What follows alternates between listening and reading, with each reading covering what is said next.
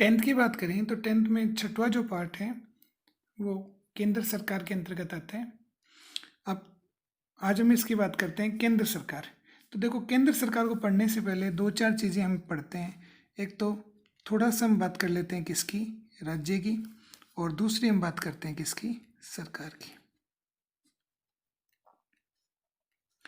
जब हम राज्य की बात करें तो राज्य के बारे में कहा गया है कि राज्य कैसा है, अमूर्त। अमूर्त का मतलब है राज्य दिखाई नहीं देता है।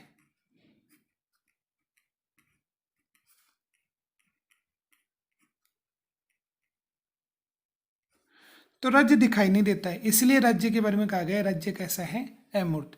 जैसे हम अगर मानचित्र में बात करें तो मानचित्र में हमें दिखाई देता है कि ये राजस्थान है, ये पंजाब है, ये हरियाणा, ये गुजरात है। लेकिन अगर वास्तव में देखें तो हमें कहीं भी दिखाई नहीं देता है कि कौन सा राज्य कहाँ पर है। लेकिन सरकार की बात करें तो सरकार कैसी होती है, सरकार मूर्त होती है। सरकार हमें दिखाई देती है। जैसे हम एग्जाम्पल लें मोदी सरकार, तो मोदी को देखते ही हमें, नरेंद्र मोदी को देखते ही हमें पता लग जाएगा कि ये हमारी क्या है, केंद्र सरकार है। हम बोलते हैं गहलोत सरकार,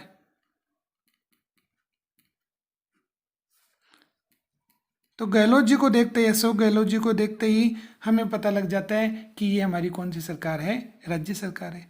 तो इसका मतलब सरकार तो हमें दिखाई देती है लेकिन राज्य हमें दिखाई नहीं देता है। अगर राज्य दिखाई देता, राज्य अमूर्त के स्थान पर मूर्त होता, ठीक है, तो हमें किसकी जरूरत नहीं पड़ती, सरकार की। राज्य अपने कार्य को स्वयं कर लेता। तो राज्य कैसा था, राज्य अमूर्त है, तो राज्य का स्वरूप अमूर्त होने के कारण हमें जरूरत पड़ी कि राज्य के कार्यों को कोई करे। तो इसके लिए सरकार की जरूरत पड़ती है।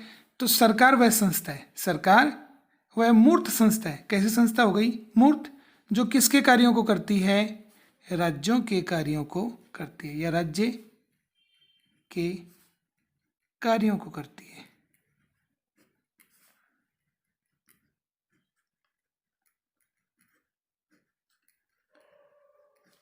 तो सरकार के बारे में इतना ही है कि सरकार वह मूर्त संस्था है। कैसी संस्था हो गई, मूर्त, जो दिखाई देती है, और वह किसके कार्यों को करती है, राज्य के कार्यों को करती है। अगर राज्य स्वयं होता तो सरकार की आवश्यकता नहीं होती। तो एक तो हमने देखा कि राज्य सरकार क्या है। फिर हम बात करते हैं कि केंद्र सरकार को पढ़ने से पहले थोड़ा सा हम सरकार की बात करेंगे कि सरकार क्या है और कैसे इसका स्ट्रक्चर है। तो हम देखते हैं सरकार। सरकार की अगर बात करें तो सरकार के 3 अंग होते हैं। कितने अंग होते हैं, 3। कौन कौन से अंग होते हैं सरकार के, नंबर 1 व्यवस्थापिका,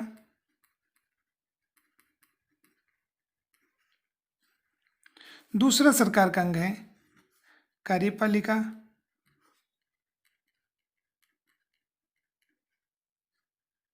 और तीसरा सरकार का अंग है न्यायपालिका।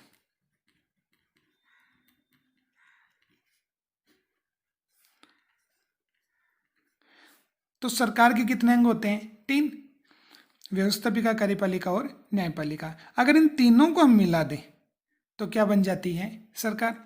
अब जो अंग सरकार का है वो कोई ना कोई कार्य करता है, कि जैसे व्यवस्थापिका है तो इसका भी कोई ना कोई काम होगा, कार्यपालिका इसका भी कोई ना कोई काम होगा, न्यायपालिका इसका भी कोई ना कोई काम होगा।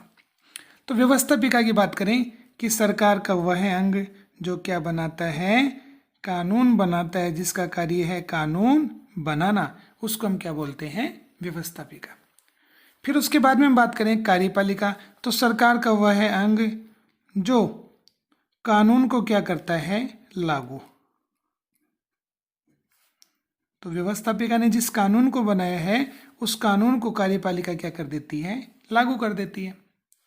फिर न्यायपालिका की बात करें तो न्यायपालिका का दायित्व ये है कि जो कानून व्यवस्थापिका ने बनाया है, जिसे कार्यपालिका ने लागू किया है, ऐसे कानून की रक्षा करना, कानून की रक्षा करना, ये काम किसका हो गया, न्यायपालिका का। तो ये सरकार के 3 अंग हैं और तीनों अपने अपने कार्य में स्वतंत्र होते हैं, अपने अपने कार्यों को करते हैं। व्यवस्थापिका कानून बनाती है, कार्यपालिका उन्हें लागू करती है, न्यायपालिका उनकी क्या करती है, रक्षा करती है। ठीक है, अब ये सरकार के 3 अंग काम कहाँ कहाँ करते हैं, ठीक है, कहाँ काम करते हैं। तो सरकार के तीनों अंगों की बात करें तो सरकार के तीनों अंग मुख्य रूप से 2 जगह काम करते हैं। वैसे वर्तमान में तो 3 जगह हैं, लेकिन अगर कोर्स की बात करें तो सरकार के अंग, ये सरकार है, और सरकार के अंग कितनी जगह काम करते हैं, पहले तो हम लिख लेते हैं। एक हो गई व्यवस्थापिका,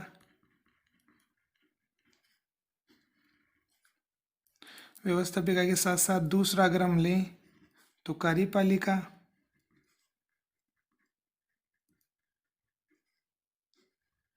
और कार्यपालिका के साथ तीसरा अगर हम अंग लें तो हो जाएगा न्यायपालिका।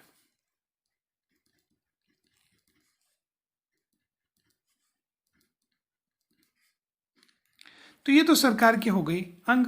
अब ये अंग कितनी जगह काम करते हैं, तो सरकार के अंग काम करते हैं 2 जगह, उन्हें हम बोलेंगे स्तर। उन्हें हम क्या बोलेंगे, स्तर। एक तो हो जाएगा केंद्र और दूसरा हो जाएगा राज्य।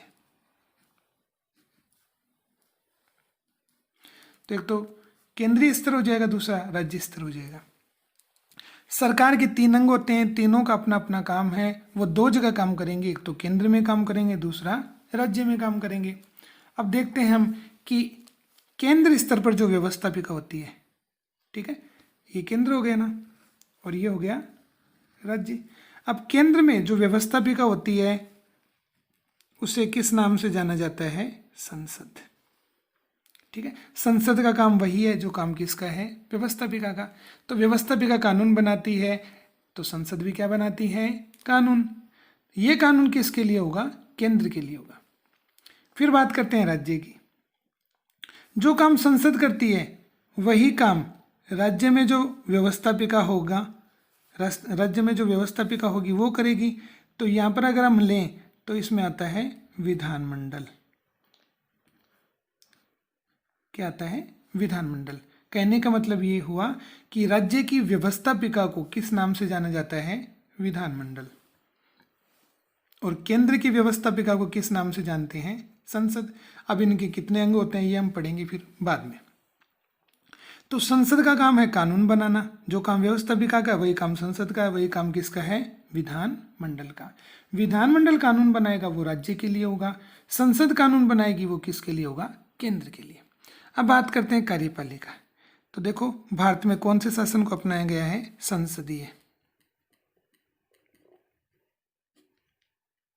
भारत में संसदीय शासन को अपनाया गया है, और जहां पर संसदीय शासन होता है वहां पर कार्यपालिका के 2 रूप होते हैं। एक होता है संवैधानिक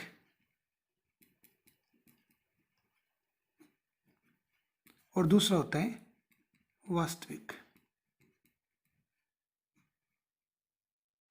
ठीक है, संवैधानिक की हम बात करें कि केंद्र में संवैधानिक अध्यक्ष किसे बनाया गया है, तो भारत की बात करें तो भारत में केंद्र में संवैधानिक अध्यक्ष किसको बनाया गया है, राष्ट्रपति को।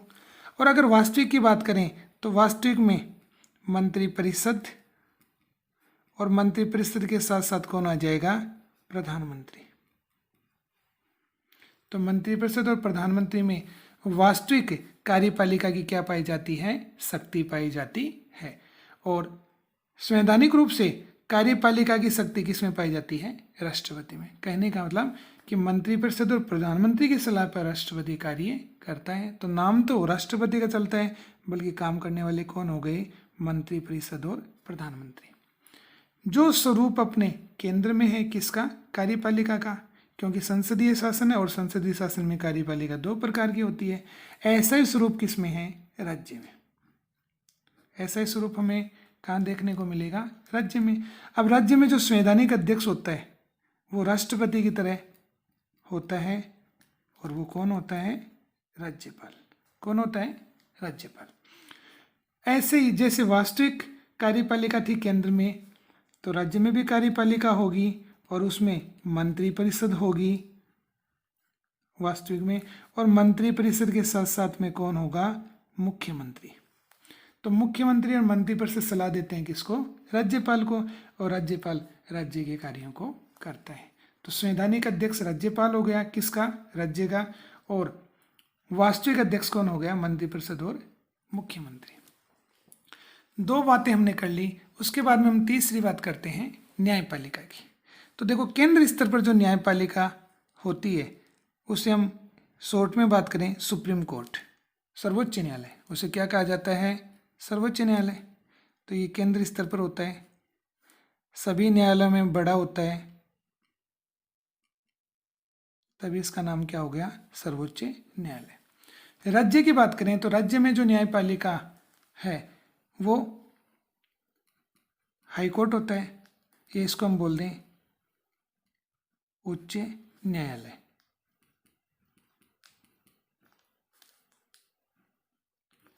तो इस प्रकार से अगर हम बात करें तो हाई कोर्ट, इसे उच्च न्यायालय बोलते हैं, ये काम कहाँ करता है? राज्य में। और केंद्र में काम करने वाली न्यायिक संस्था है वो सर्वोच्च न्यायालय। तो एक प्रकार से सरकार के 3 अंग होते हैं, व्यवस्थापिका, कार्यपालिका, न्यायपालिका, ठीक है। और तीनों 2 जगह काम करते हैं, केंद्र में, दूसरा राज्य में, ठीक है। केंद्र में व्यवस्थापिका जो है वो जो काम करेगी वही काम संसद करेगी, और राज्य में वही काम विधानमंडल। तो इन दोनों के काम समान होंगे, बस इसका कानून राज्य तक सीमित रहेगा, इसका कानून देश तक सीमित रहता है, पूरे देश के लिए होता है। कार्यपालिका की बात करें तो कार्यपालिका संसदीय शासन होने के कारण कितने रूप होते हैं इसके? 2, एक संवैधानिक, दूसरा वास्तविक। संवैधानिक अध्यक्ष केंद्र में तो कौन है? राष्ट्रपति, और राज्य में कौन है? राज्यपाल। ऐसे ही केंद्र में वास्तविक कार्यपालिका प्रधानमंत्री और मंत्रिपरिषद में पाई जाती है, ठीक है। जबकि राज्य में जो ये मंत्रिपरिषद है ये किस में पाई जाती है? मुख्यमंत्री और मंत्रिपरिषद में। ऐसे न्यायपालिका, केंद्र स्तर पर जो न्यायपालिका है वो कौन है? सर्वोच्च न्यायालय या उच्चतम न्यायालय। और राज्य स्तर पर जो न्यायपालिका है वो कौन सी है? उच्च न्यायालय।